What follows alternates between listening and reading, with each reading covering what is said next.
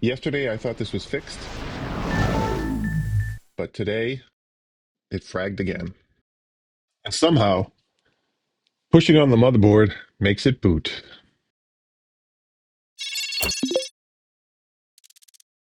So I bought the original Xbox and brought it home. There was some fire damage to the power supply. So I replaced it with a new one. After repeated successful attempts at booting, I declared success. Far too prematurely. As it turns out, the morning after, tried to reboot, flashing red and green. So it's time to stop guessing and start looking into what these problems could be related to. What do we know? We know that when it heats up, it tends to work. When I say heats up, I mean once I've tried a few different things, once I've moved into the realm of getting a flashing red and green, then I hit the eject button, nothing happens, and then suddenly I'll put some pressure on different parts of the board. It actually works. So this leads me to think there's a cold solder. I've also chased down that I put pressure on the TSOP area, which I'll show you up in the one of the areas of the screen here.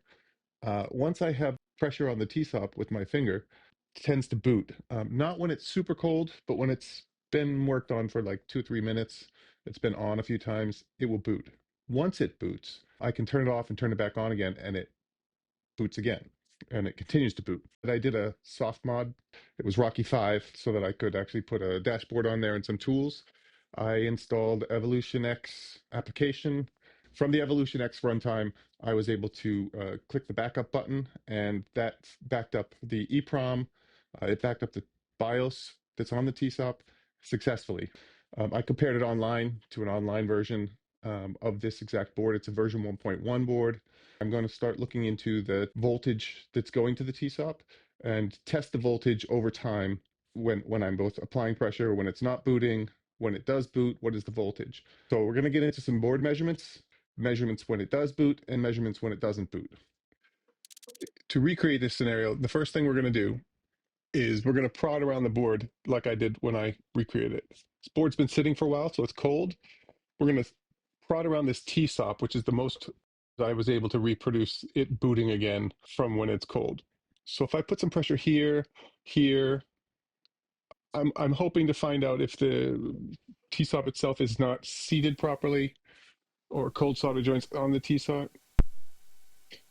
So I'm turning it on, and now I'm putting pressure on the different places of the board of the TSOP. And yeah, actually it boots right away. So let's do this again and try to reproduce this. No pressure. I hit the button, and it started again. I've actually done this a couple times off camera, so it's possible the board warmed up. So this is the diagram of the TSOP. Specifically shows the 40 pins, but most importantly, it's showing me the VCC to be on pins 10 and 31. The TSOP that I have is the M29F080A. It says here very clearly it's a single 5-volt chip. So I'd be looking for 5 volts to be leading into that pin. And the pin in the diagram here is, again, it's labeled clearly here as pin 10 is VCC and pin 31 is VCC. So let's just verify that. Pin 10 is nested right here in between these two. I did some continuity testing between this pin and various places on the board. What I found was it all leads to this rail here. So this is a 5-volt rail. I've tested continuity to this C7D2. This is pin 6 on the debug port, which is here labeled as also 5 volts. This is on the XBAW dev wiki. So it shows as 5 volts on pin 6. So that double confirms that it should be 5 volts. So where would we be getting 5 volts from? Well, there's the PSU diagram for the V1 and V11. The red is 5 volts. So this is 5 volts coming in. Here's a measurement that I performed on the pin 10. If you're interested in the application that I vibe coded, it's up on my GitHub, which I will post a link to in the description. So what we're watching now is I am booting the Xbox, and it's jumping, the voltage is jumping up to about 2.5, 2.55, pretty consistently, and then it stays on in that range. I'll boot it again just to show you that it's repeatable. It's three green lights followed by steady orange. Now, if I press down on the chip, you'll see that the voltage to the chip, while it starts up, changes. And I'm trying to get it to boot while I'm pressing down on the chip. So getting it up as close to 3.1 as I can, because I think at 3.1 is where it might be a sweet spot for this chip to measure high and actually boot. And it looks like it did. Let's turn it off and reset the graph. Let it sit for a second, and then we're going to warming the chip up for the few seconds. Now I reset it, and we can see that the voltage stays in the 2.5 range. It does not boot. I'll reset the graph, staying at 2.58. It's actually slightly higher. I think as it warms up, it gets higher. So now I'm going to hit start or hit power, and it's up at 2.556. 2.56. It's creeping up really slowly, 2.58. So some temperature, I think, is affecting the conductivity of the board itself, and it's microscopic. Let's see if I can affect it when I push down. Yeah, so it's up to 2.6 was the max peak here. 2.7. Yeah, now I think it's probably going to boot now. Yep. Now it boots. And it's running.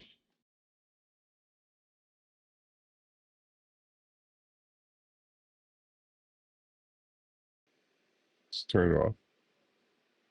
Reset my graph. We're going to see the max number in the top change. I'm going to hold pressure down while I do it. So it's 2.5. Well, it jumped up to 2.7 at some point. That's the highest it's ever been. Oh, and it went up to 3.1.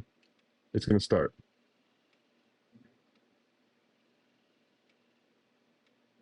Now that it's running, put some pressure on that chip, which is steady at 3.4 now, 3.5, which I've not seen yet. When I put pressure on it, it's dropping. There it is. I'm going to bridge from pin 4 over to the pin 6 on the debug. I put this thicker one on because it's 22 and I needed to carry an entire plane. Let's gently turn this over. Try not to manipulate and move things around any more than necessary. We're going to make sure we have continuity, so putting it down gently.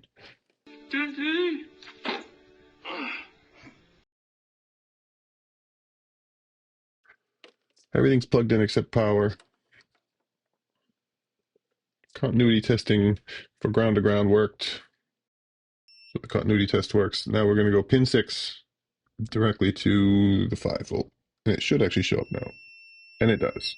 So we have bridged this apparently cracked rail. I'm going to switch to DC voltage. I'm going to show you what's happening there. I'm ready. At 0 volts. Let's reset our graph real quick.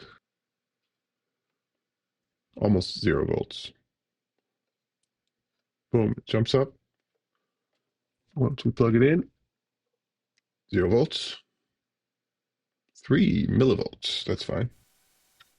5.1 right away. First thing. Green lights. Xbox.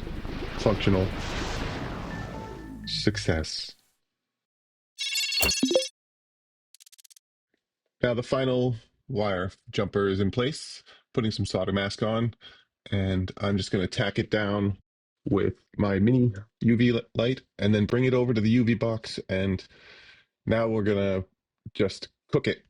So you might remember this from a previous video where I built this UV box. That was a fun project. So once it's set and I start it up, we can close the box and leave it. When it's done, the solder mask should be cured and yeah, ready for testing. So we've got everything reconnected, including the disk drives, one controller, and the AV cables ready to go. And we're going to do one final test. So I'll just reset my graph, turn on the power, watch the 5-volt rail go up to 5 volts. Excellent. And Xbox logo.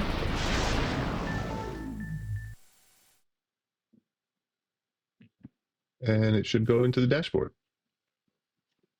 And it's remaining very steady at 5.06.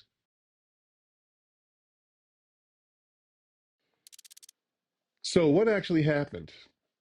The BIOS wasn't bad. The EEPROM wasn't bad. The TSOP wasn't bad. The TSOP was only receiving about half the voltage that it was supposed to. A damaged section of the 5-volt rail was dropping to supply to about 2.5 volts. And as the board warmed up, or when the pressure was just enough, the voltage crept higher until the console finally booted. A simple jumper wire restored the rail to the solid 5 volts, and the Xbox booted every time. The lesson? Measurements beat assumptions. I could have spent hours replacing chips and components, but the 5 minutes with a multimeter showed the real problem. And honestly, that's my favorite kind of repair. Thanks for hanging out at the lab, and I'll see you at the next one.